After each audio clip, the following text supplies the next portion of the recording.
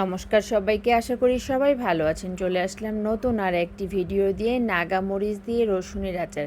গাছে কিছুটা নাগামরিচ ধরেছে, পেড়ে এনেছি, রসুনটা ছিলে নিয়েছি আর তেঁতুল নিয়েছি। খুব বেশি কিছু লাগে না, পাঁচফোড়ন, তেজপাতা, শুকনো মরিচ, সরিষা হইলেই খুব ভালো একটা আচার বানানো যায়। সরিষার তেল দিয়ে দিলাম, পাঁচফোড়ন আর শুকনো মরিচটা এদিকে ভেজে টেলে নিব। যে কোনো মশলাতে একটু টেলে নিলে খুব ভালো লাগে গন্ধ। সরিষার তেলটা গরম হয়ে গেছে, তেজপাতা, শুকনো মরিচ, পাঁচফোড়ন দিয়ে দিলাম। যখন খুব সুন্দর একটা গন্ধ বের হলো, রসুন দিয়ে দিলাম। রসুন সিদ্ধ হতে বেশি সময় লাগে না। পরিমাণ মতো হলুদ গুঁড়া, মরিচ গুঁড়া, বিট লবণ দিয়ে দিলাম। তেঁতুলগুলি দিয়ে দিলাম, দিয়ে খুব ভালো করে নেড়ে চেড়ে নিব। মরিচগুলো একটু ফেড়ে দিলাম, কারণ গোটা মরিচ তেলের মধ্যে দিলে মরিচ ফেটে যায় আর এটাতে একটা দুর্ঘটনাও হওয়ার সম্ভাবনা থাকে।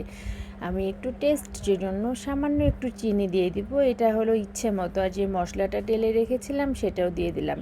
খুব অল্প সময়ে, মাত্র 2-3 মিনিটে আচারটা তৈরি হয়ে যায়, কারণ এখানে কোনো কিছুই শক্ত না, খুব সহজেই সিদ্ধ হয়ে যায়। নামানোর আগে একটু সিরকা দিয়ে দিব যেন আচারটা নষ্ট না হয়। তেল ছেড়ে এসেছে, আমার আচারটাও তৈরি হয়ে গেছে। আমি বয়মে ভরে টেবিলে এভাবে 1-1.5 মাসের জন্য রেখে দিতে পারবো, আচারটা নষ্ট হবে না। গরম ভাত, খিচুড়ি দিয়ে খেতে খুব ভালো লাগে। আপনারাও ট্রাই করতে পারেন। আর ভিডিওটি ভালো লাগলে লাইক, কমেন্ট, শেয়ার করে পাশে থাকবেন।